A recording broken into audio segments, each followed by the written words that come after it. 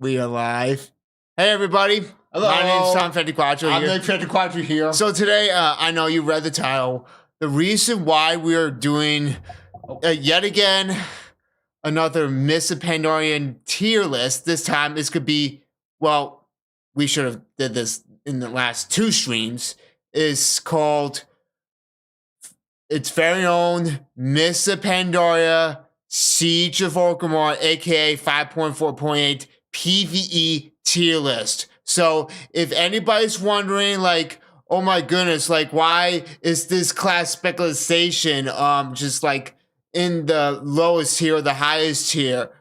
So yeah, that clears things out. And besides, just the last time we did this, it was a little bit better, but just still, there's still things that we need to improve on. So hopefully we will do the best we can for you guys, because I know Mob Classic is still on the horizon, and yet Siege of Orgrimmar is still yet to be in the appearance of Mob Classic. So I know you guys are playing Mob Classic right now, or the ones or just have experience within that expansion are still waiting for Siege of Orgrimmar. So we're providing this tier list on specializations and classes for that patch or raid, whatever you call it. So yeah, before you guys can stay tuned and listen what we have to say and give our personal opinions about this tier list, there's a playlist, and click on the notification bell for constant updates and uploads so you can stay tuned within the content. So before we can get into this tier list, me and my brother are going to do, well, after this, not like today, but as soon as I get a USB extender for my webcam over there, and he has a PC, and the one that we can have both perspective views of our faces once we do, well, I know this is allowed sorry about that for my startup, but what we're going to be doing in the next stream is a mob repack. So what that is like a private server, kind of like, but it's full with like admin commands or something like that. So our first time doing it, and I'm pretty stoked to do it. So if you guys look in the channel, there was a poll in the community post about like which repack we would be doing first for a specific type of an expansion, and it was a landslide that the majority picked Mob over Legion and Wrath of Lich. There's so much reasons why you guys pick Mob for specific reasons, because of Classic, and it's trending, and we're huge fans of World of Warcraft. We've been playing the game over like 10 years now, more than 10 years, like 12, 13, so on. And besides that, fun fact, me and my brother, the expansion that we played, our first game of a private server was Torwell Mist of Pandaria. So that was our first, private server. So it still up to this day holds a lot of memories. So you guys can check it out. There's a playlist. Expansion. Yep. All right, let's get to it. All right, we're not going to waste any time. So what we got here? Blood Death Knights. Make it quick. So Blood Death Knights provides a lot of great raid utility, and it's just really good for like helping out in situations, like I said, with utility, the damage, the self-healing absorption is just really good, just solid damage overall. Compared to a Paladin, the thing is, it has to compete with a prop Paladin. Yeah. Now, if we look here, we did a previous tier list. Let's see. Beforehand. So what I have on the side right here, let me show you guys. Mob Feigns. Mob Feigns right there. Stinking updates always do some stupid stuff. It's not normal. All right. Like that. Okay, good. So that was a little bit of a glimpse of what I'm going to be using. And besides, I have this from my last, or our last tier list WoW stream right here. You barely see it's small. If you want to just Yeah. make it larger so people can see what it looks like. Yeah. So this is what the old Specialization like tier list was like. It's just, I know there's a lot of things going on. Must have is just a lot of complicated like baloney nonsense. So that's why we put in 4 tiers only instead of about 5 tiers. So mediocre, which is like, I wouldn't recommend to bring in raids all the time. Just mediocre. There's not really a bad tier because every one of these you could bring in the raid, but you know there's going to be some specializations that are going to perform better than others. So of course we got the fireball, we got the best, and the god tier. So all right, let's get to it. So like I said about Blood Death Knights. Blood Death Knights. Let me read this description right here. Make it quick.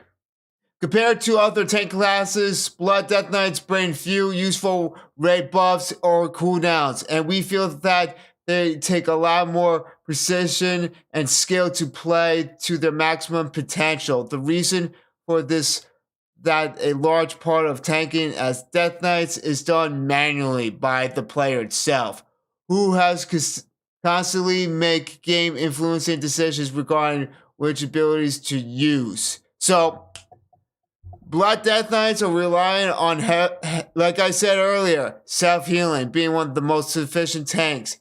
And like I said, they could do solid damage. So for that, for now, we could change this. We're going to put in a high best tier. Right. Because the thing is, we definitely know for a fact there's one specialization that slightly outperforms this specialization. All right. There it is. Next, we have Frost DKs. Frost Death Knights. Yep, either way. So, this is an underrated specialization. So, as you can see, right next is Unholy. And what I'm looking at, it's just based on experience, Frost Death Knights slightly outperforms Unholy. Which, that doesn't mean Unholy's bad, but there's reasons. So, in AoE situations, the dual-wielding playstyle of Frost has some of the best burst damage in the game. For a single target, the two-handed and dual-wielding playstyles are pretty much even in terms of potential DPS output. So, but compared to other classes specializations, Frost DKs perform very well, being only a few only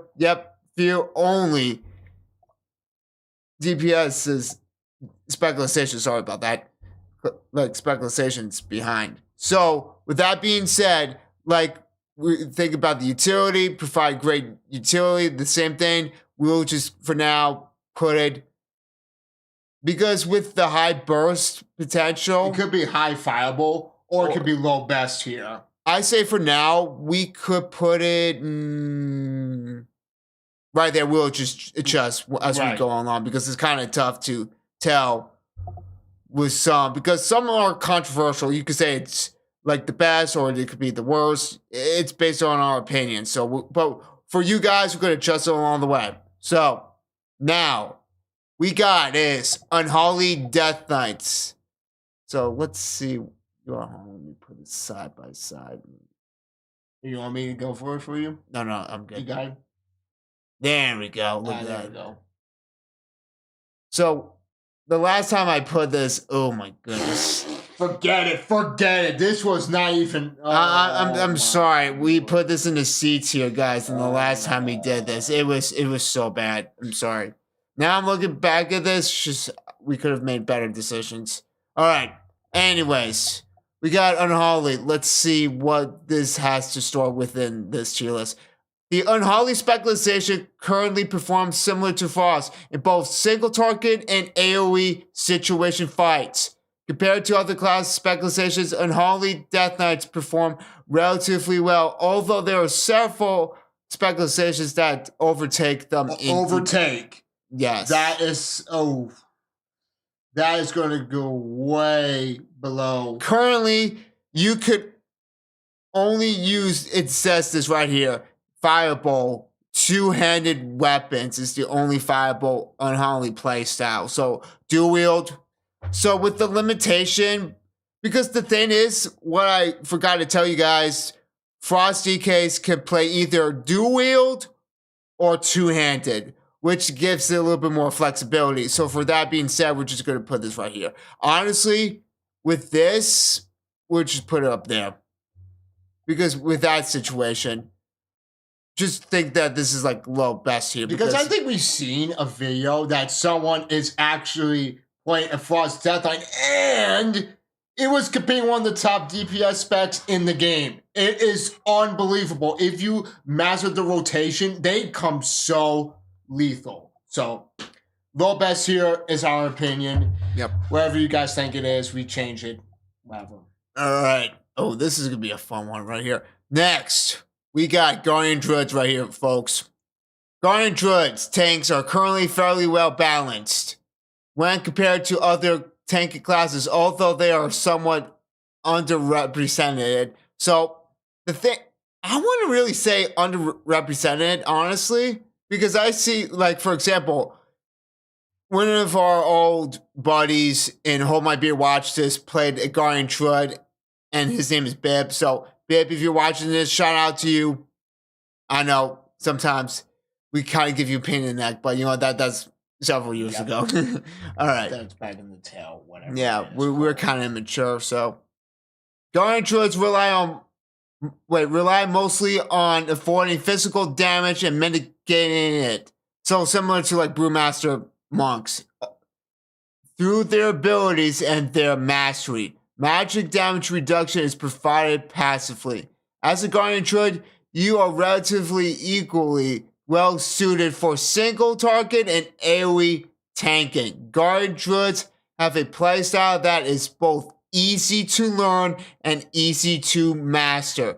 Additionally, like all Druids, they provide many utility abilities to the raid group, making them a worthy addition.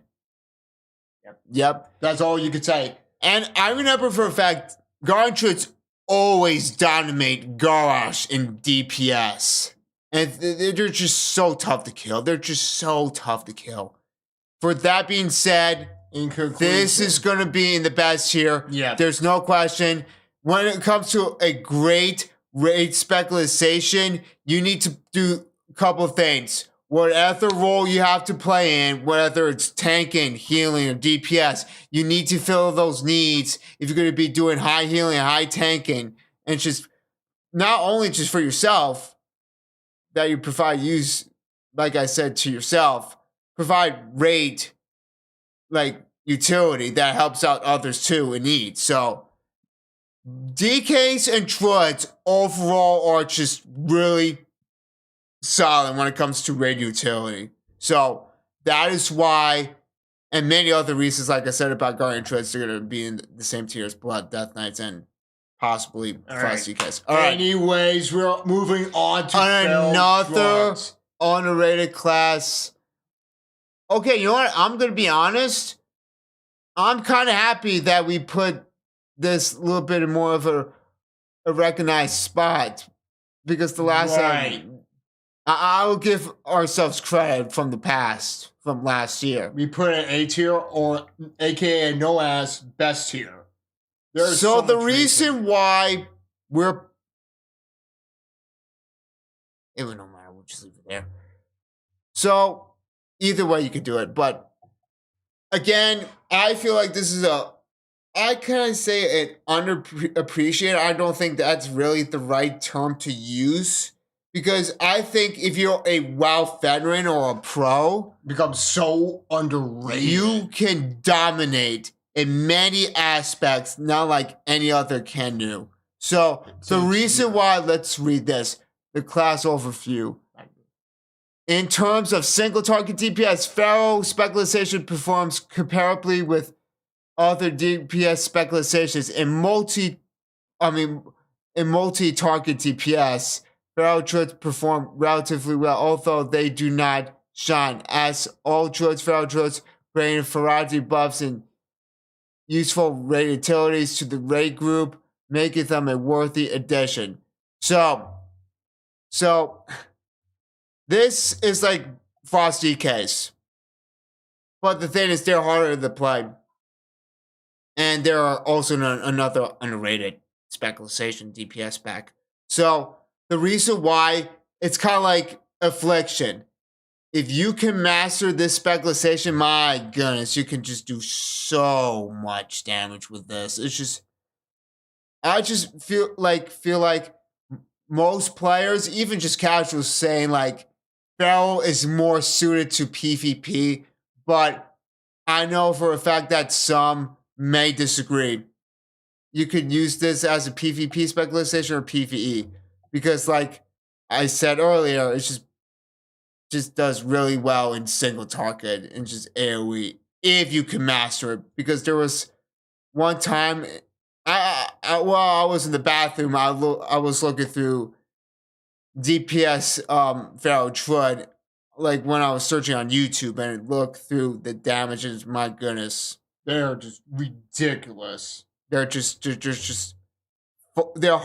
they're hard to play, but fun to play, and they're just really, really much of a home run specialization if you can master it. Right. So that's why. All right, next one.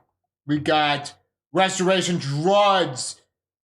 They are, the thing is, I feel like Restoration Druids and Restoration Shamans are kind of similar, but the deal is this, though. Do I really see them as much as Restro Shamans? It's tough to decide, but I know. But the thing is, like Druids, they provide raid utility. Yeah. But the thing is, though, Restoration Druids can do it all. Because you got Earth Shield, which provides acid absorption. You got Healing Wave. You got was it Rain Pool? I forgot. It's been a long time. Sorry if I. No, it's fine. But you guys get what I'm saying. Healing Rain, yes, Healing Rain, and it's just. But let's see what. Don't need to read the mob description. Friends. Yep. So interesting healing class. They cannot be classified as either tank or healing. Rather, perform as a hybrid role of blanketing the rates with healing over time. Yes, that is what this speculation is. So relying on keeping up several refreshable buffs and healing over time abilities. Currently, Restoration Druids provide a very solid healing overall and also bring several useful buffs and cooldowns to your raid because they're Druids, obviously making them a very good choice. So, for that being said, we're going to put this in the best tier right there. Yeah, best tier right there. Let's see. You could just drop it. I'll just leave it right there. There we go. It really doesn't matter. Whatever it is. All right. We're just going to go right to the next one. We got Balanced Druids. This is an interesting one. So, again, this is this is actually a first unique DPS specialization that relies on dot damage.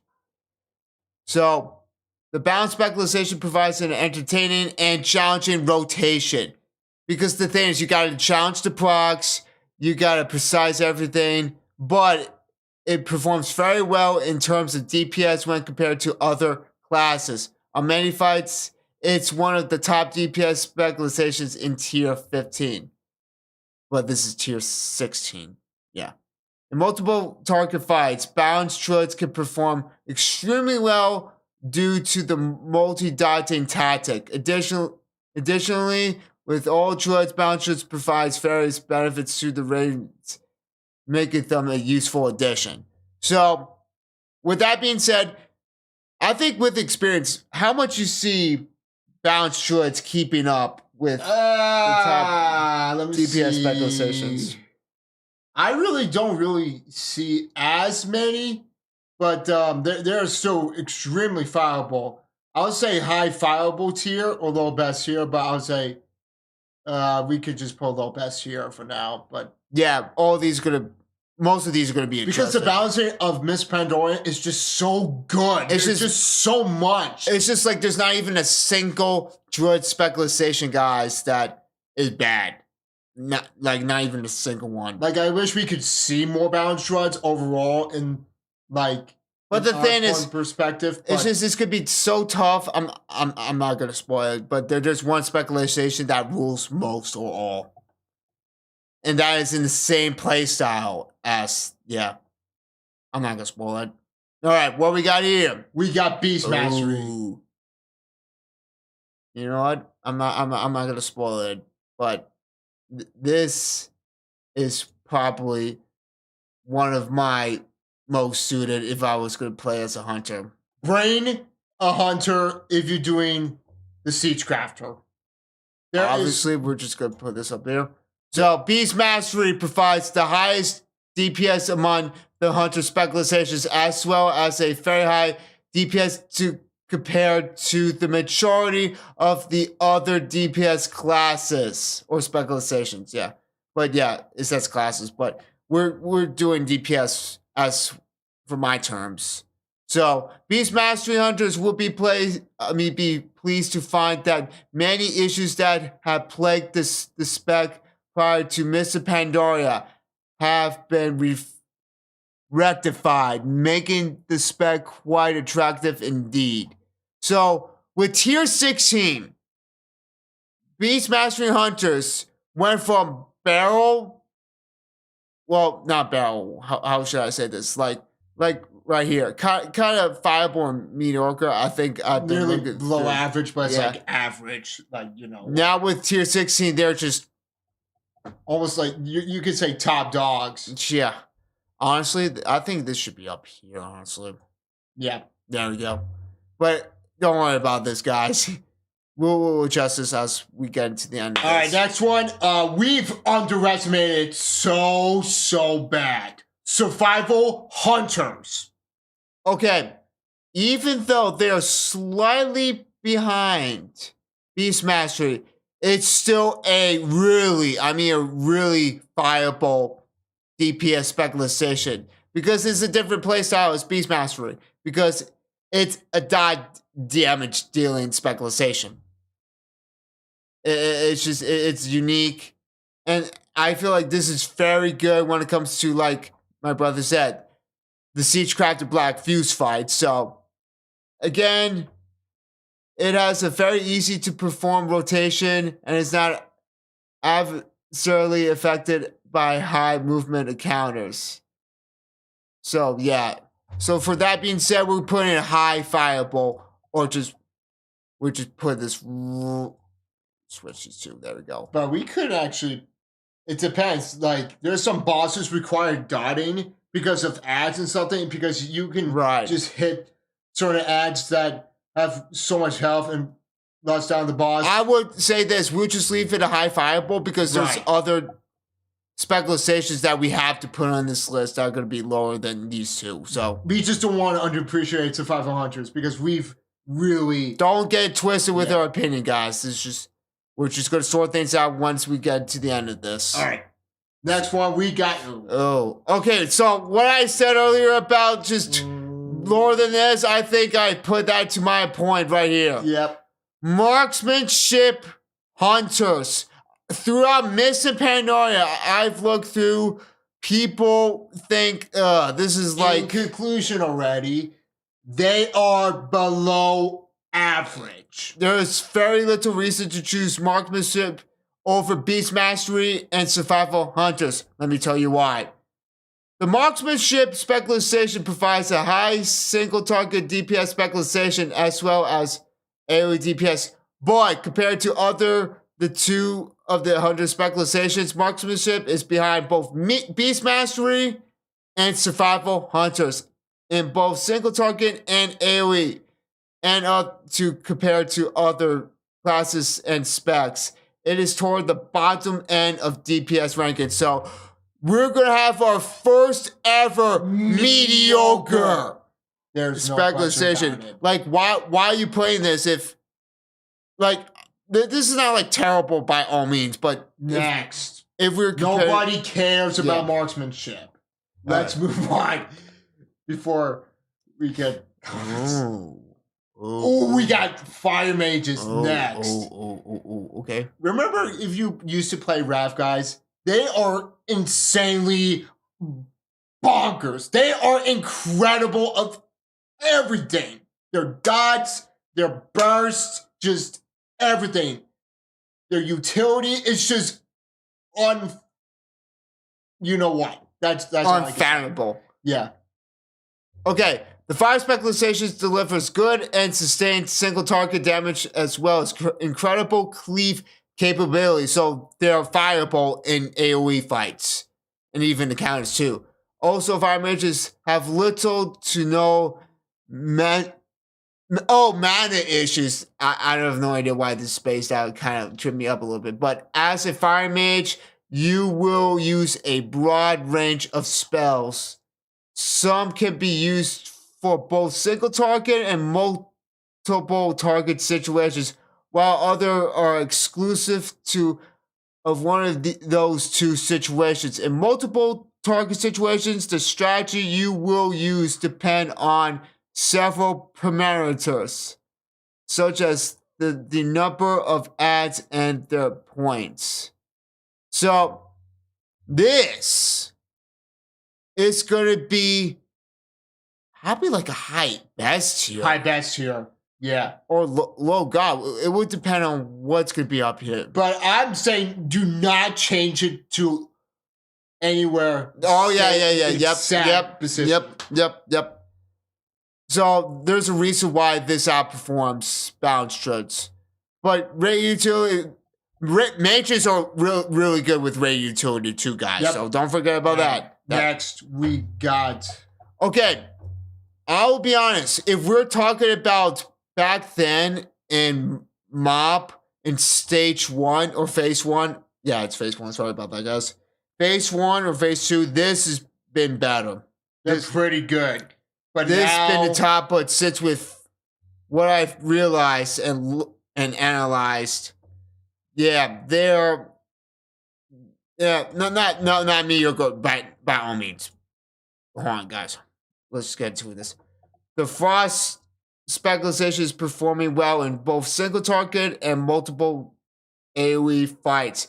It's performed best in fights where its target is in range at all times to cleave with mastery, icicles, ice lance, and frozen orb of. It says of. Yeah. Sorry, that tripped me over. In addition to this specialization has several incentives.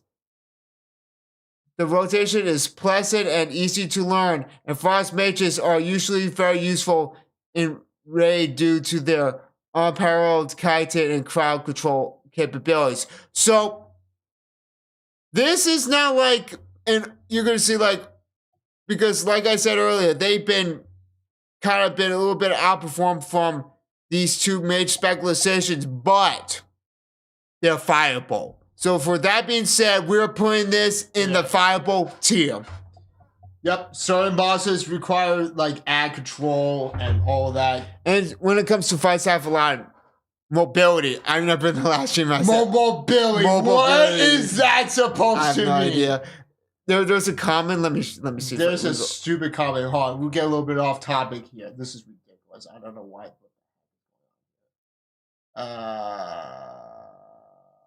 Okay, where's this? Where's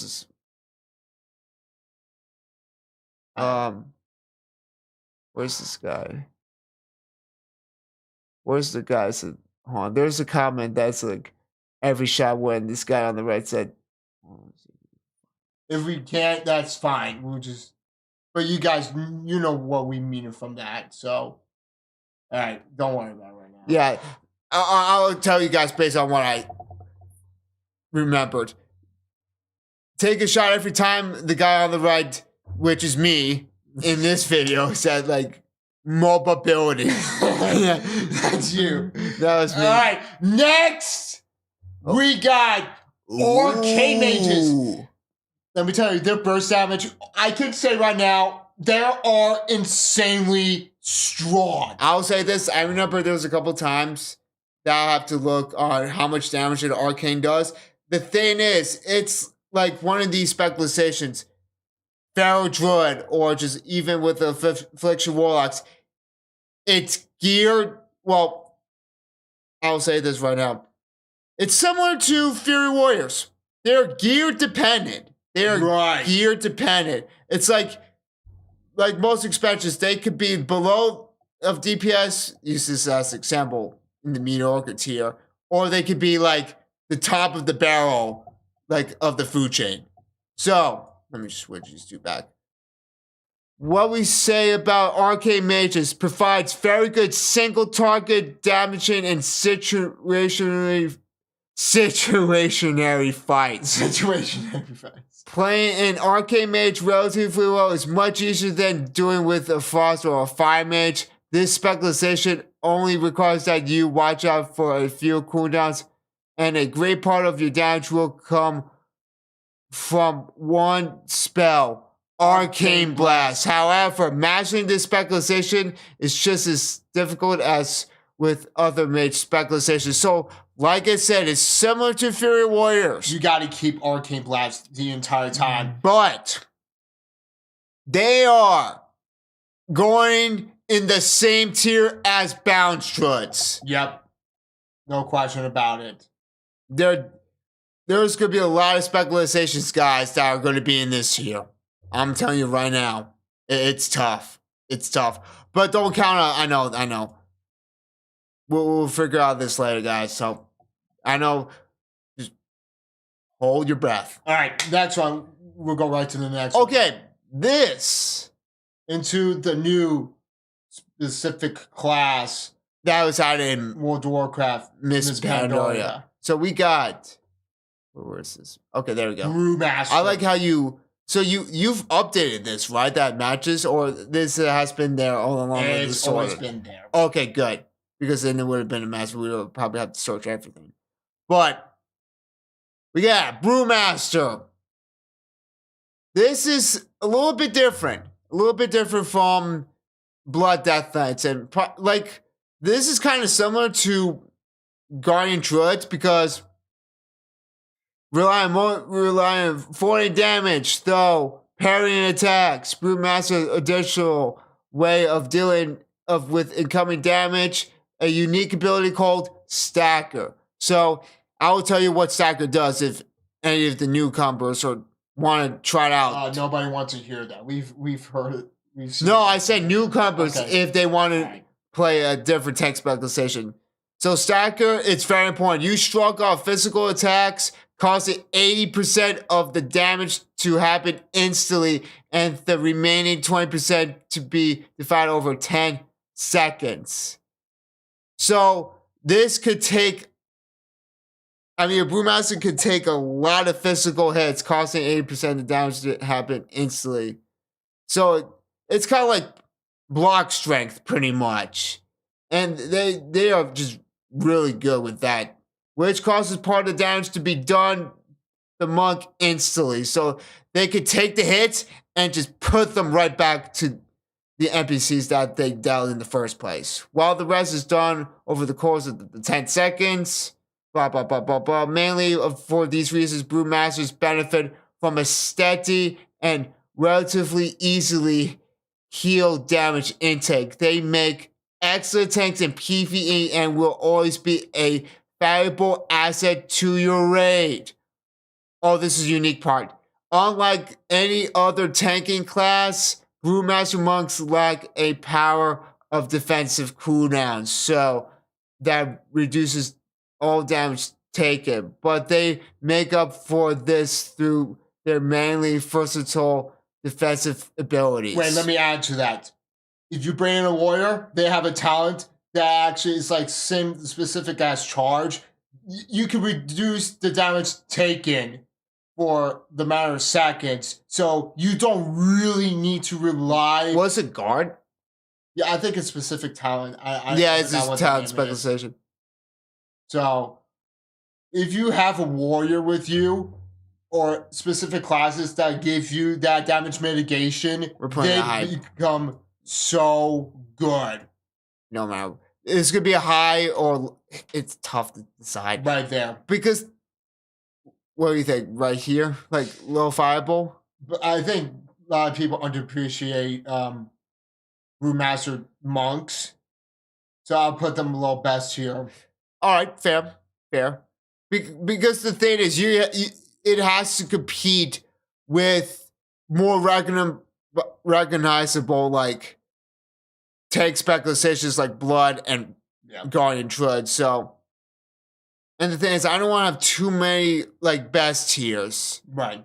So, because this is a high fireball, the like these specializations. This not so much. Pretty much, it just stays here. All right. Next one we got. Probably, I think no one's gonna ever bring this specific spec or class in a raid of Siege of Orgrimmar, which is the Mistweaver Monk. I rarely seen. I'm not a fan with Mistweaver monks in the first place, guys.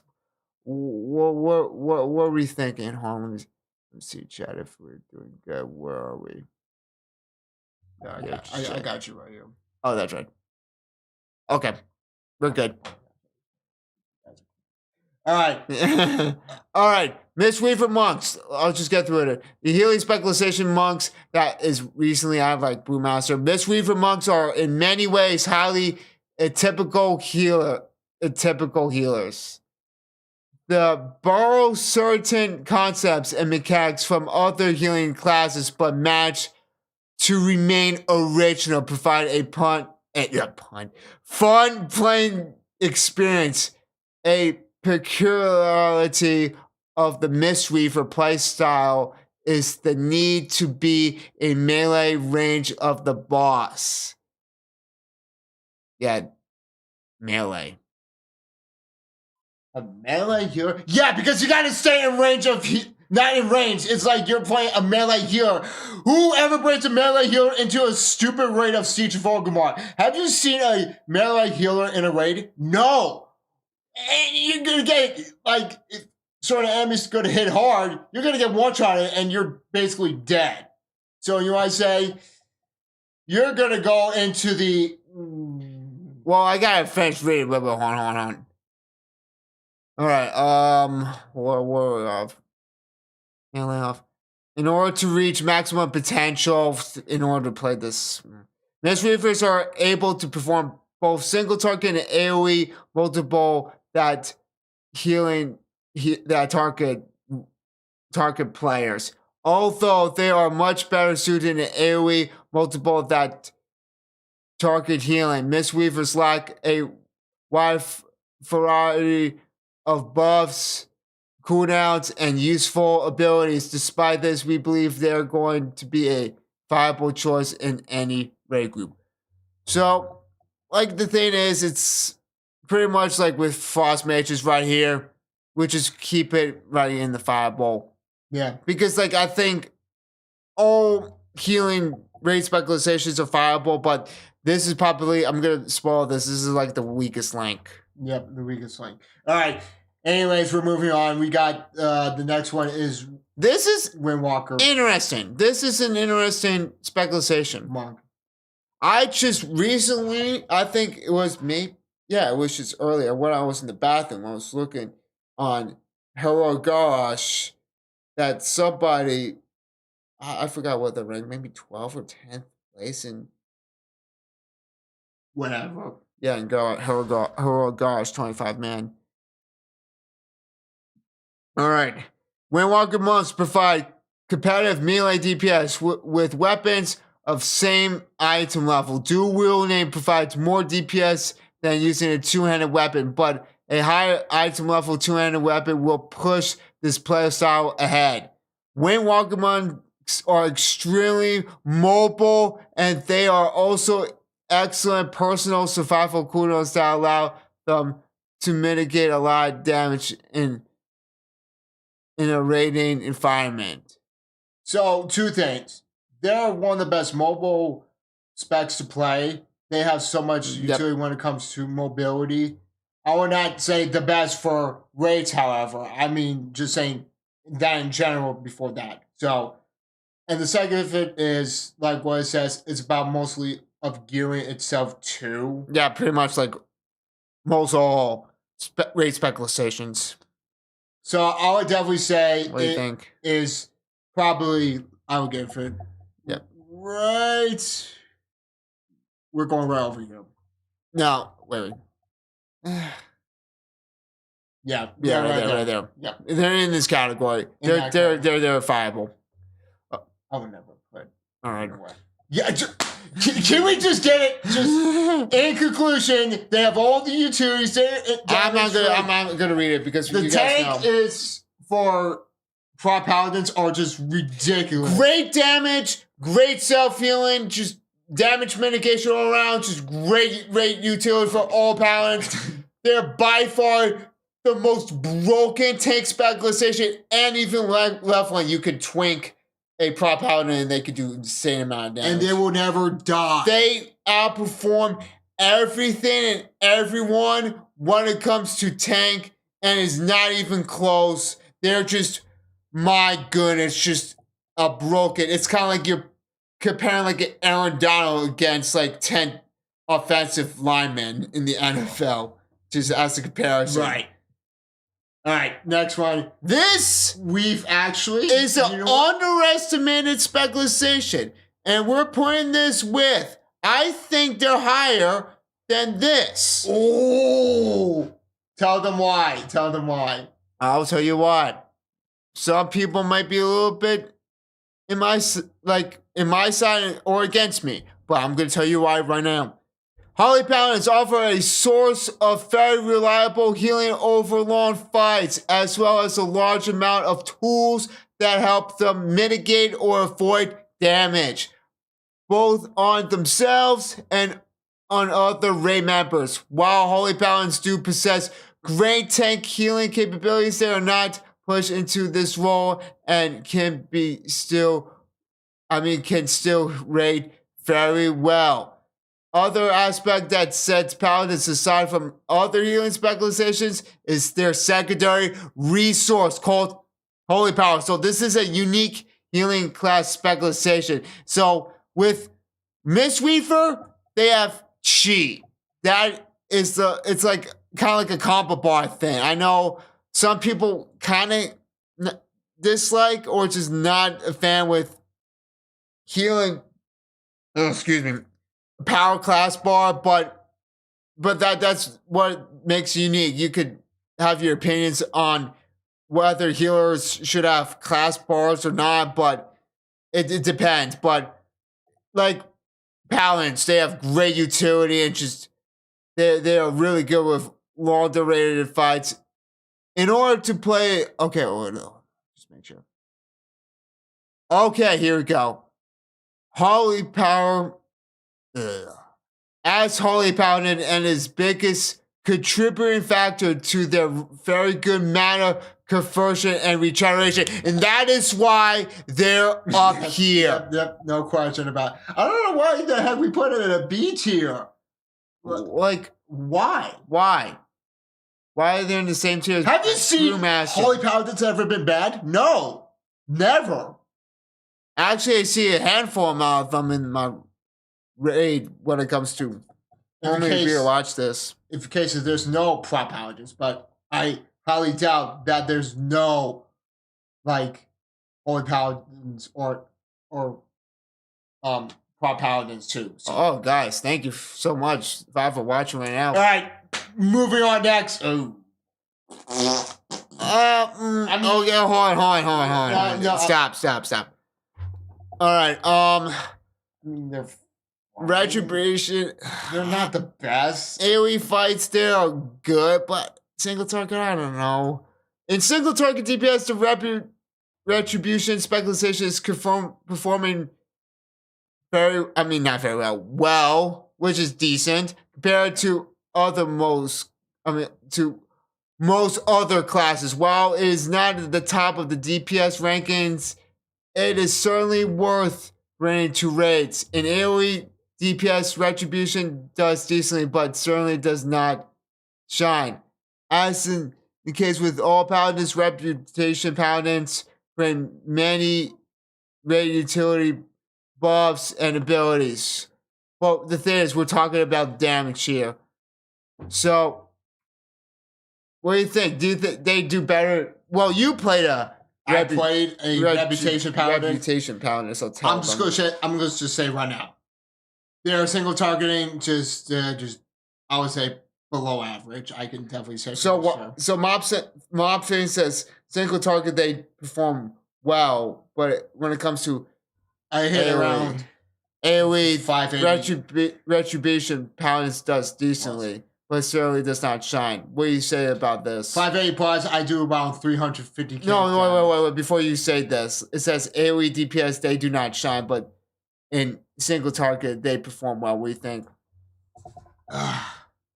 You know, it's a controversial spec to play because if it was me not knowing how to play Rep Paladins, but all I could say is I rarely see any Rep Paladins in Siege of Orgrimmar. So I would definitely But the thing is, they're still on a viable tier. So they are like pretty much the same tier as Windwalkers. Yeah, same tier as Windwalkers. Definitely no question about it.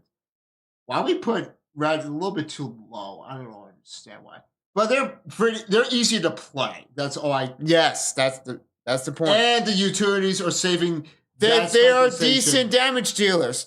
Of course they're not gonna outperform like most specializations, but if you want to play a simple DPS class that could fairly give you a raid position into a normal 10-man normal or 25-man normal, then you can obviously play as a reputation paladin. But for that being said, 25-man heroic or 10-man heroic, it depends. Right.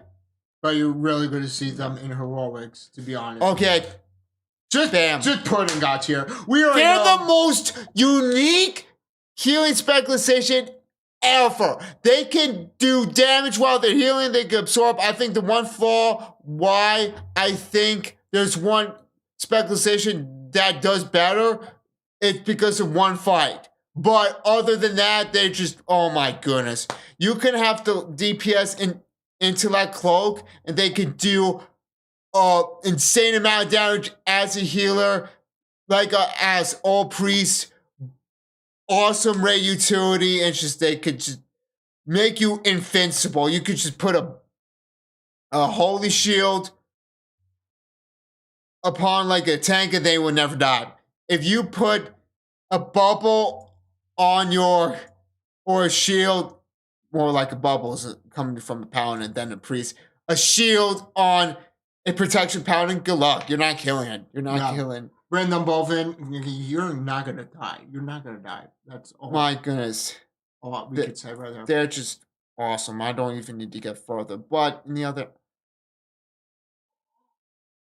on the other hand, we okay. Have you ever seen Holy Priest in a raid? No. All right. No. Well, let's get just make it clear. Holy Specialization is ideally suited for raid healing, making them very large bursts of healing possible in this role. When tank or single target healing, Holy Priests do not as well, but they do remain perfectly capable of filling the task. Holy Priests provide various useful buffs and raid groups. But the thing is, it's more of a direct, and it's not as unique as discipline. The thing is, there's other healing specializations that you can play as, and that will do as much as not as much, more than this. Why playing this if there's other healing specializations that perform a similar purpose but does a better job in the task in hand? Okay. We can move on. Anyways, like right here, I say this is pretty accurate. Let me show you guys where we put. Yeah. Yep. Same tier. And I don't think that's a question, in my opinion. All right. Just make it a little bit icing on the cake. You can move Holy Priest above marksmanship. please. Well, I mean, they're a healer, so yeah, there we go. There we go. That's They're by far the worst. Shadow Priest. They are. I'll tell you right now. The first time I got the Legendary Cloak quest line, or complete the Legendary Cloak quest line and got my Legendary Cloak, was on a Shadow Priest. Now, I have experience with them, and I'll say this: they, without looking at mob feints, they, like any priest, they provide great utility. It's just they're really good. They're simple to play. The thing is, you gotta master on whenever you see procs or you see cooldowns, you have to apply your dots and reapply them. But the thing is, they are more like, how should I say this? They are like, let me see. I want to compare it to a team. So you're comparing to like, what do you think should I use? Without taking too much time, I could definitely say take a prop Paladin, for example. You take a Beastmaster Hunter. Pretty much they're Beast Mastery Hunters, because they're simple to play and just they do really well in damage. It's just they're actually really good. We got Seer. They're just really good. All right. Easy to perform. So with that being said, I think just make the decision already. I'm gonna put it in the best tier. Oh, that's a good idea. Just put it in the best because tier. the thing is, I see a pretty decent amount that are pretty much like top 5 or top 3 in DPS as a Shadow Priest. Yep, ideal. Yep. Pretty much you could say the similar thing with Survival Hunters. They're balancing. Remember, Miss Pandaria has one of the best balances. Yeah, it's tough to decide. I would just leave it. Yeah, just leave it right there. We're just gonna conclude this and just keep going on after we're done. Yep. All right. Assassination. I think, in my opinion, they are, I think, the most balanced rogue specialization. So, assassination rogues perform very decently in single target situations, and they are very well suited to fights with a lot of packed enemies. That's the good thing about assassination rogues. So you don't need to worry about whatever fights you get into a raid of Siege of Orgrimmar. So there's so much bosses. It's been quite some time I haven't basically played World of Warcraft, but yeah, same. In conclusion, we can actually. But as in the case of rogues, assassination rogues provide many utilities and crowd control abilities to your raid. They have a variety of survival abilities that will always come in handy. So, very decent in single target situations. They're very suited to a lot of packed enemies. So, with that being said, they're going to be in the best here. Yep. We'll sort this for now. Sub rogues. The next one. The biggest gankers in player versus player.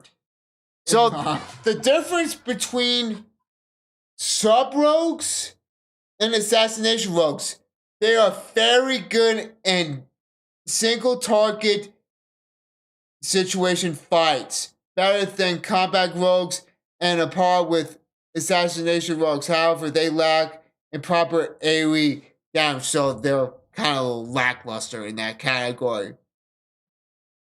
But in that case, where do you think we should put them, Nick? Fireball is not the ideal role, but we rarely see any. Well, I mean, for a player versus player, but for PvE, I feel like I see in the top in the DPS shots, I see a fair amount of assassination rogues. We could put them best here for now. Yeah, it's tough. There's just so much specs and classes in the game are just so good in mob. It's like you're rarely going to see one as bad.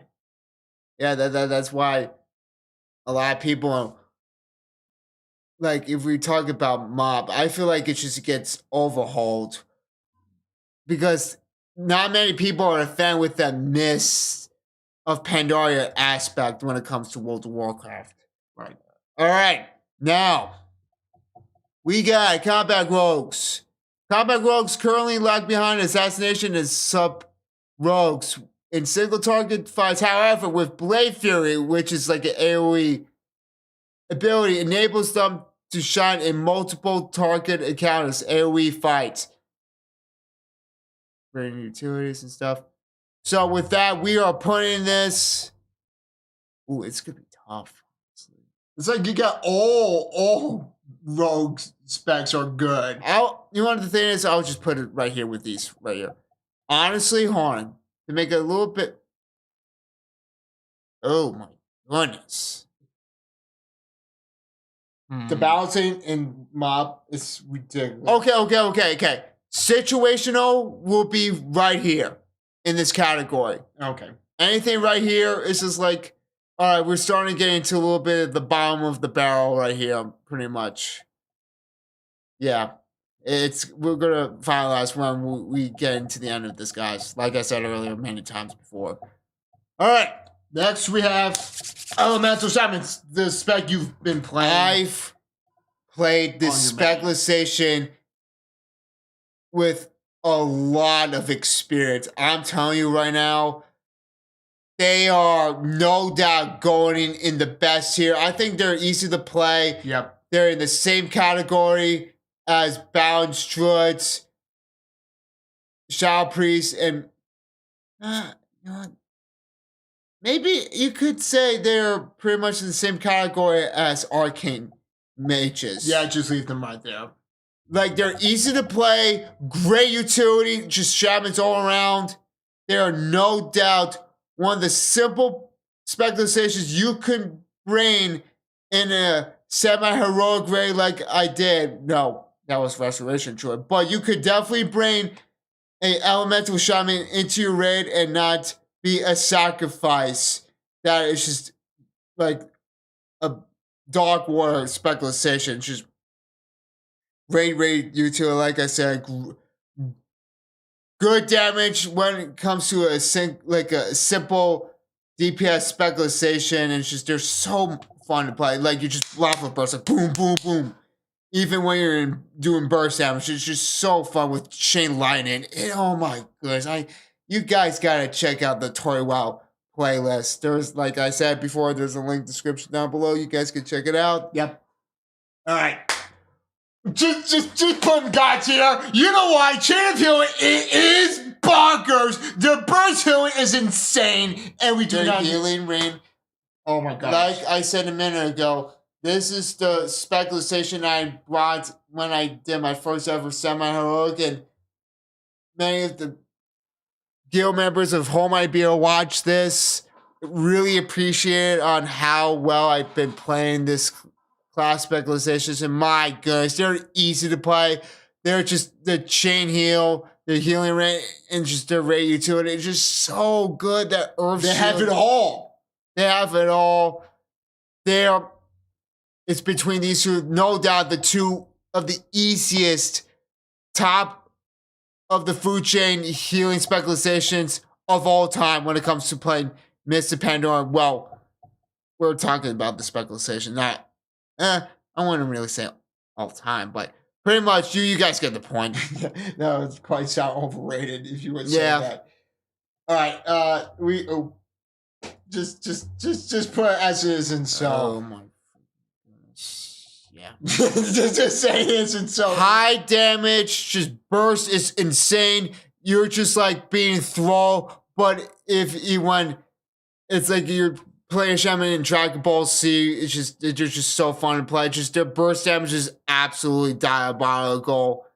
It's just, I feel like shamans are easily top 3, or maybe you could arguably say it's like the best rating class in Mist and Pandaria. There's just no stinking question. But I will give you a brief description. I did play a little bit of enhancement, but not as much as elemental and restoration druids. I mean, shamans. I meant. Oh my gosh!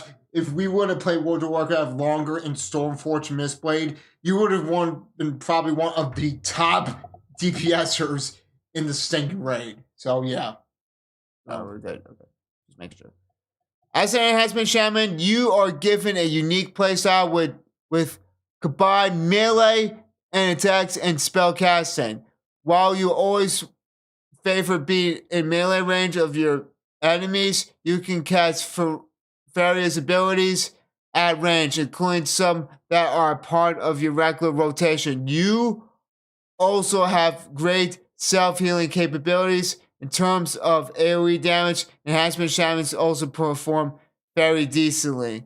I wanted to say very decently because pretty much when I see a DPS shaman, most all the time it's going to be an enhancement shaman. They're just the reason why we're giving them a god tier because they're just burst damage is ridiculous. Just their damage overall is just insane, and their rate utility. For all shamans are just god tier. Speaking of god tier, I think this is going to be a back-to-back to back. That's actually, wait. Yeah. There we go. That's better. Affliction. At the start, you might not see their numbers as much as, like, for example, like shamans and just like fire mages and all that, but oh my gosh, they could probably keep up at 1 million DPS or probably even 600 on a single target fight, even in Garrosh Offscreen in Heroic, more than anyone else. Just there's no question. Affliction has been always the dominant DPS specialization when it comes to raids. They've never been bad, in guys. The entire game. There's no question about it. Dots are ridiculous. The burst dots are just like unbearable to watch because it's the thing. It's similar to like Feral Druid. The reason why that they succeed over Feral Druid because they are better in AoE fights, and the thing is, you could just stand there and just apply your dots, and it requires like precise timing, so you can have all the procs and cooldowns going. And then you apply your dots, and then you can just stay there forever. Because you get when it comes to AoE fights, you have Soul Swamp. You can boom, boom, boom, keeping the duration up with those debuffs, and they could just. You're going to see big numbers, and it's just crazy. They do better when it comes to long sustained fights than Feral Druids, but Druids are not that far. Feral Druids are not that far behind, guys. Yep, exactly. All right. Next, we got Demonology, Warlocks. I say by far, like they are going the Fireball tier, like right here. Yeah, you rarely see any of them. I've never seen it. In Siege of Orgrimmar. Whatever reason. They're the weakest. They're I think they're the weakest link, and besides in demonology form, you have to be in melee range in order to maximize this rotation. Like, I don't know. But I'll give you guys the description because I kind of a little bit lack of the knowledge of demonology.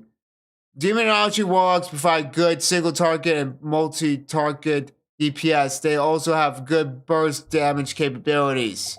Demonology warlocks, as all warlocks, have a number of minions that can use, and each of them is bringing a number of useful abilities to a raid. Also, Miss Pandaria warlocks and. But the thing is, if we look at the rotation here, in Metamorphosis, that's what I meant to say. You have to use, I don't know. It's like you're playing melee or something like that. It's just, and I know their specific armor increase, but what happens if you're in a situation you can't escape or something like that? And the thing is, remember the Li Shen that it's like a low proc chance, but the thing is, it grants your ability to do 100% crit chance for 4 seconds. So basically, you just apply your dots and then, yeah. That's why, like, if we're, yeah, I Just think in conclusion, they're a viable tier without any exclamation. But the thing is, if we talk about tier 15, the trinket carries them to be like right here. Yeah, best tier, but after that, they're just in the viable tier. No question about it. Next, we got Destro Warlocks. Destro Warlocks, it's going the same tier as Elemental. They're fun to play. I can say they are fun to play. It's easy to play. I think it's easier. Well, honestly, we all know that they're easier to play than Affliction. But the thing is, you can bring in the Destruction Warlock without relying on like wasting a raid spot, especially in Heroic. I'll give you a brief description because I'm not a Warlock guru unlike Shamans are. Destruction Warlocks provide good single target, multiple target DPS, aka AoE. They also have good burst damage capabilities. Destruction Warlocks also have number of minions. Wait, this is pretty much the same description. Yeah, it is. But I'll give you a little bit of the rotation. Chaos Bolt is definitely one of the most iconic Warlock spells in the entire game. So, in conclusion with all of that, they have one of the best or good burst damages in the game. And they have like an execute, like Shadow Burn. Kind of like Warriors have. It's like execute. Yep. And they got the Rain of Fire, pretty much all Warlocks have it. So all of that with the rotation itself, and it's easy to play and bring some good utility in the raid. You got Embers, like they have like a class power bar, like Embers to use them on like Chaos Bolt, like we said earlier. And yeah, pretty much they're in the same tier as right here, guys. All right. Now we're getting to the last of the classes. 3 specializations in the class we're up to is Warriors. Plot Warriors. Now, I know you talk a lot about this off stream, so you get to go, Nick. So currently, Plot Warriors are faring well, and they have really good mobility as a tank as well. But the problem is their self-healing, I mean, I would say it's probably almost like non-existent. And as a healer, you need to have self-healing. That is why we put Brewmaster monks in the viable tier, unlike these specializations. And we've seen there's way better tank specs in the game in Siege of Orgrimmar if you're bring one in. But in situational, how's their raid utility? The raid utility, you know what? I've rarely seen Quad Warriors bring as much utility as possible, but I would definitely say we can just put them into right over here. Yeah, pretty much. Honestly, I put Brewmasters over. Yeah, Brewmasters over. All right. Next, we got. I'll be honest, guys. This is going to be the second or probably the best pure melee DPS specializations. If you guys wondering, right here, we gave this a B because we are dead stupid. Nick just played. They are just ridiculously strong. I play one and oh my goodness. Their burst damage when it comes to Blade Storm or Dragon's War, they can just sudden armor the target and their armor is just completely depleted. And their physical defense is just unmeasurable. So tell them about the playstyle. So the playstyle, it's quite simple. So it just actually, it's a simple rotation, but you gotta have to put stupid amounts of load of gear into Fury Warrior. So description, I will make it quick. So like I said earlier in the stream, guys, like they're tough to master like Feral Druid. So they perform poorly within low specific item level, but it's the same one. It's the same. It's the similar thing when it comes to like when you're dot dealing. When you get better gear, they really shine when it comes to Affliction. Feral druids, arcane mages, fire mages, and so on and so forth. Just I played one and oh my goodness, I never had so much of an easier time. So you got some good specific abilities. So within critical strike and rating of mastery, just Mastery overall, rating.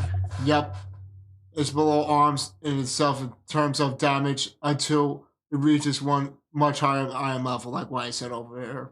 So there's no exact outbreak through whatever. I'm not gonna read all this. But in conclusion, we highly recommend if you want to play warrior, play fairy warrior as intended because you struggle in the beginning. You can have two specializations. One, you can play as arms in the beginning, and number two, later on as you geared up, go and roll gear on a fairy warrior instead of about arms, so you can just gear more frequently better on your specific gameplay style as you play as warriors. So yeah. Speaking with warriors as well, Yeah, you go ahead with this one. You just arms. played up arms. So I play arms. Like what I said, they're easy to play. We just put them in best tier overall. Let me see. We can just put them Because it's like if you're like a normal or like if you're like LFR or flex, they perform better than Fury Warriors. But when it comes to like normal, if you gain like all pretty much close to the best in slots, Fury Warriors perform better than Arms. But you have a brief description about Arms Warriors. Go ahead. So arms warriors, their cleaving is actually pretty dang good when it comes to playing overall a fairy or arms warrior. So a little bit reading over this specialization real quick. Arms specialization is performing very well in terms of DPS. Higher gear levels is below fairy, so that's why we put them right over here. But lower gear levels, arms do more DPS than fairy, and moreover, the arm specialization has relatively easy rotation to master. So that's why they're in the best here with the Galacraft Trinket and with some like Thok's Tail Tip. This becomes pretty dang a good choice when it comes to bringing into Arms Wars into, I would say, flex or semi-normal just in case. But I would definitely say recommend bringing Fairy Warriors whatsoever. Yeah. So yeah. So yeah, this is our tier list. We're gonna try some spots of what you think should be changed. And here, let me take over the scene. No. Okay, we'll do it in the class specializations. So let's just go over here. So we'll bring this over here. If you're trying to master feral druids, I just put this right here. Yeah. Okay. Let's see. I'm gonna wait. Okay, I'll just put this down here. Let's see here. It's kind of tough. You can do whatever you want. So, they're just in their specific spot. I'll just put Guardian Truts right here. Boomkins. I see more than Frost. Right. So this is the best DPS specialization. It's either of these two. Wait, I actually have an idea to make things simpler. Make it more simple.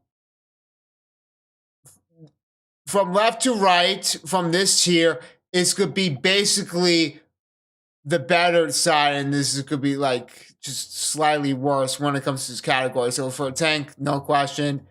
The best will be right here. There we go. The best healing specializations, this is going to be, you can either have a debate, you can put this here or right there. If anybody who's watching right now, what I'm doing is, in this specific category, I'm just spacing out to make it less confusing within the categories up here in the same tier. So this is the DPS group, the healing, and the tanking right here.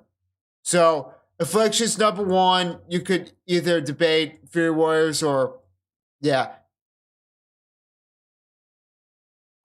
For the best here, we'll go more so of Blood DKs than Guardian Druids in third place.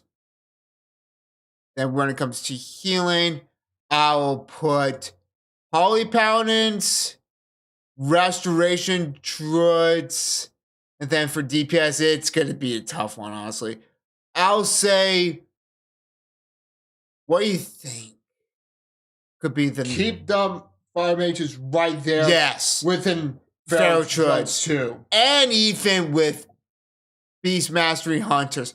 You want to honestly, because they're simpler to play, you see them relatively high in the DPS charts.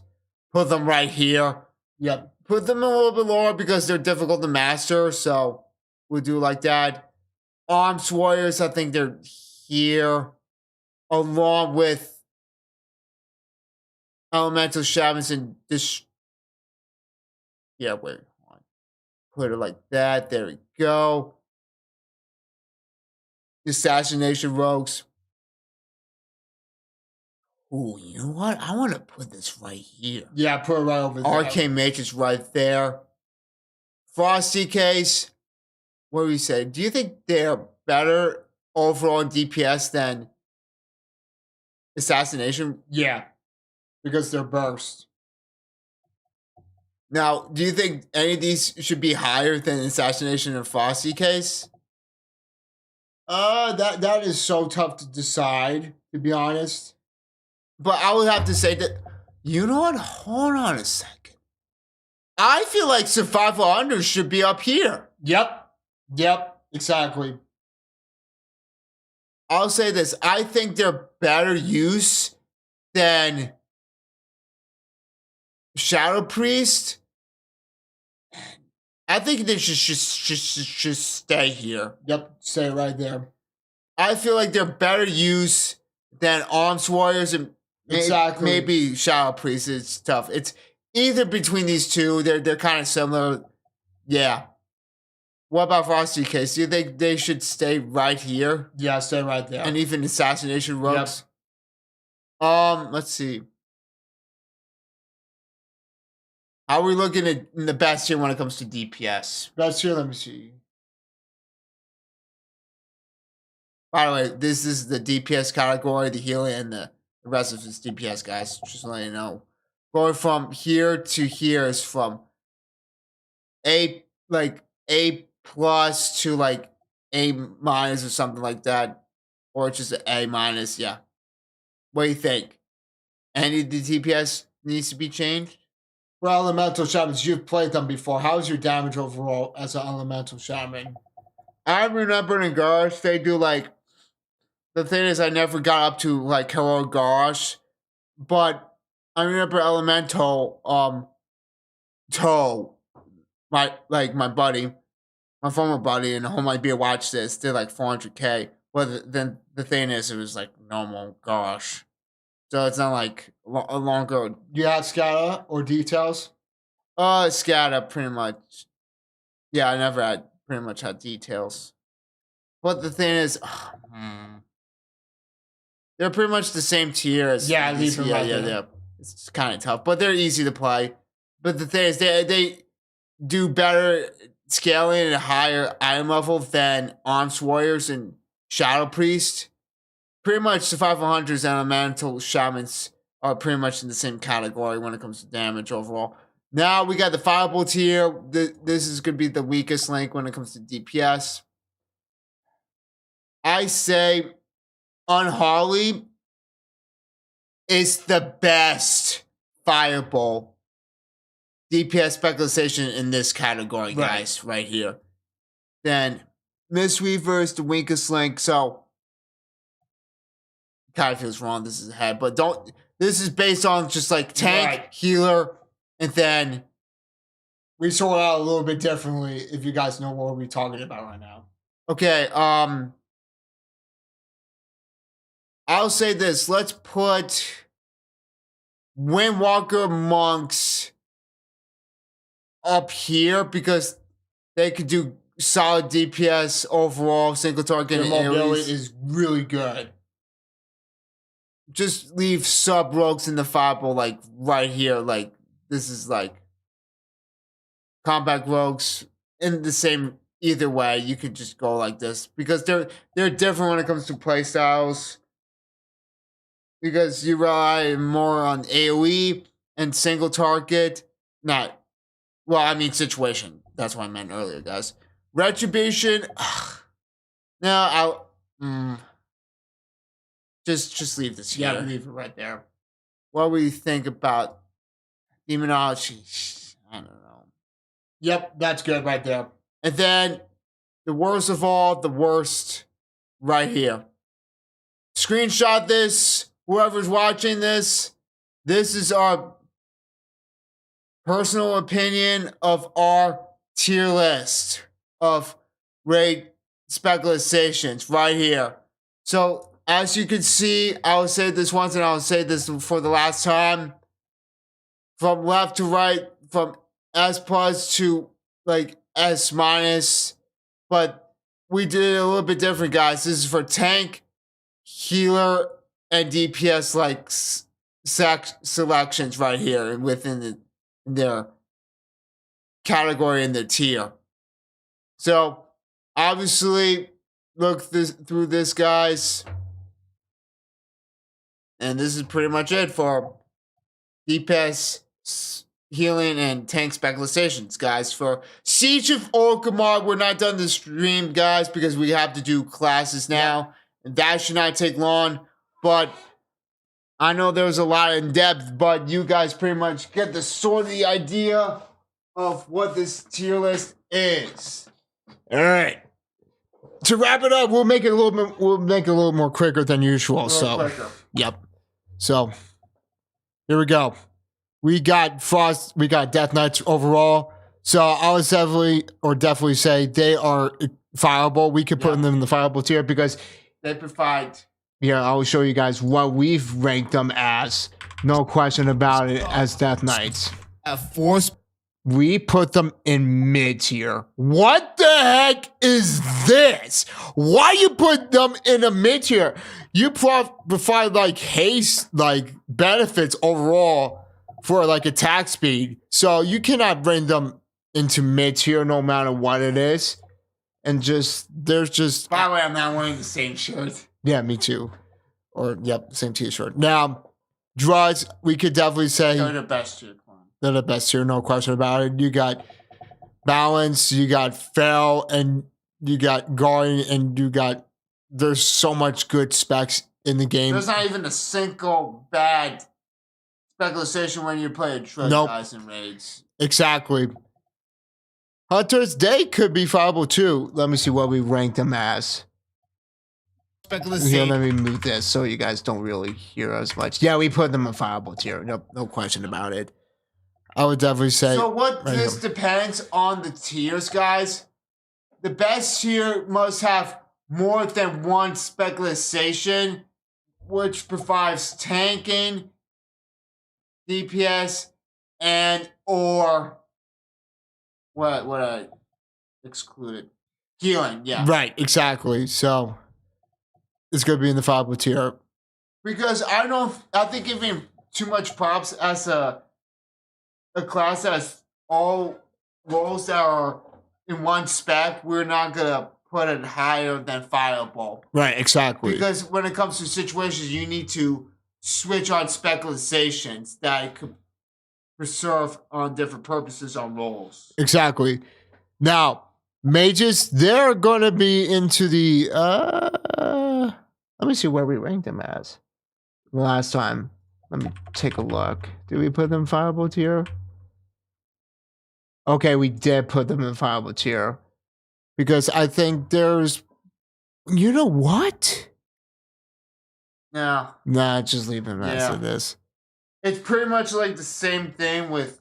because they're only DPS classes to play. Because there's no healers or tanks as mages overall. So there's just one specific role in that class of mages. So that's why, like I said earlier, and I'll say this again, if anybody is still like confused, we're just putting like one role class in the fireball tier, no higher than that. Exactly. Now we got monks. Oh man, their DPS is meh. Their healer is like, meh. Their tank is probably the only best, but I would definitely say we could just put them there. Yeah. I just rarely see any monks in raids before, to be honest. And there's others classes overall too that provide many benefits as well. So we put monks. I know it's the first new class in World of Warcraft, which is monks. Yeah, I don't really. On paper, they sound good, but execution wise, they didn't as bring as you would think they are. So that's why we put them in the mid tier. So yeah, we have put no question right here. Are you sure you should put them in the grade tier because they got one? Oh yeah, that's right. DPS specialization that is just. It was close. It would have been if red paladins are in the same category as elemental shamans, then there's no doubt. But you got one specialization that is like the weakest link of that class, and yeah, exactly. But what holds them up is just the two great specializations and their utility and buffs. Exactly. Now we got priest. If it wasn't for holy priest, it would have been here. Yep.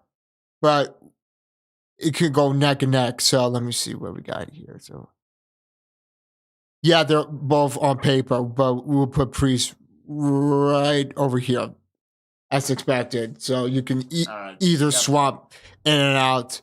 And if it wasn't for a holy priest, they would have been up here. So yeah. All right, we got rogues. They're going to be in the fireable tier. Like hunters, pretty much the same. They bring their own utilities and they have their own playstyle. They can bring us many benefits to other raids. Yep. But in Siege of Orgrimmar. In key scenario situations. Exactly. Now we got. Oh, yeah, there's no question. Yeah, shamans, they have everything. The healing and DPS, you don't need to worry about tanks at all. They're just perfect overall. 3 of their specializations are extremely fantastic. Great utility, just 3 awesome specializations that you can play any way you want. This is going to be very beneficial when it comes to like heroic, where you have to switch specializations and stuff like that, so on and so forth. Yep. Exactly. Now we got warlocks. Let me see. We can just put them. If I'm calculating, we got to put someone in the gray tier. Oh, come on. All right, viable tier. Because of affliction warlocks. I say it's just a viable tier when it comes to like which like one role specializations that is better than others. Okay. Mages should stay up there. Mages stay right here. Because they provide heroism. Right. Yep. Heroism, warlocks have one of the best DPS specs in the game. Affliction right here. They're going to be high viable tier. What about raid utility for warlocks? They got soul stone. Yeah. Health stone. They got the portals. Yep. Great utility. Don't forget their DPS pets as well. Their pets, right? Their pets also bring benefits too. That is another big. For what? Their own like warlock pets that provide benefits too, into certain situations. So yep. That's why they're over here for in the first place. We're gonna put hunters right over here. That's a good idea. Why you put that there? Because the thing is, not Frosty, because DK's overall has great utility. Exactly. And good cooldown too when it comes to big damage. Yeah, we'll leave Death Knights right over here. Yeah, the thing is, with those 3, it's a debate. It's their own opinion, guys. Rogues go over here too. Yep. And then mid goes for monks. But now we gotta bring in the warriors. Plot is good, but it's not the best. You know what I would say? Let's see what they can bring. You gotta rank this based not only right like how good the specializations are. Like you gotta know what they provide in raid utility and cooldowns. These both are just neck and neck by each other. Now, how are they with comes to like generic warrior cooldowns? Oh, the banners, right? Yes. So that's why they're going to be over here, right? Exactly. Because if it wasn't for the banners, say something like that. Yep. Yeah, it took me a little bit, quite some time, but yeah. So they provide banners, which is amazing, and they actually provide good utility as well to actually help in certain You got tanks. safeguard, and you got like you could use intercept. And like that. Yep. And so on. So this is our class here right over here. From the best to the worst, druids, shamans, in the great tier, priests, paladins, fireball, warlocks, mages, death knights, hunters, warriors, rogues, and the mid, I think, basically, you rarely see them, monks. Yes. And there you go. 1 hour and 30 minutes, guys. I know there was a lot of talking in there, but we did our best to explain what this really means for all of it, just to give you guys one more look right here. God, S plus to S minus, A plus to A minus. We sorted them out based on, like, in their categories, in their specific tiers, tank, healing, DPS, so on and so forth and so forth. This also includes within Toywell, which is no longer a playable private server. Unfortunately, Miss the Pandaria private server. Unfortunately, they move on from that. Rip Chelsec, low half. Stormforge Mistblade, we rarely play as much as Toywell itself, but we're gonna play the repacks as well for you guys. Be sure to hit the subscribe button and the notification bell. Video on the next stream. Hope you guys like this tier list. This is based on personal preference. Whatever you guys like it, put it down in the comments. Whatever you guys think we should change overall, or just edit it in the comments. Comment down, like, you know what, guys, comment down. What is your favorite tank, healing, and or DPS specializations when it comes to Siege of Orgrimmar, Mr. Pandaria, aka 5.4.8?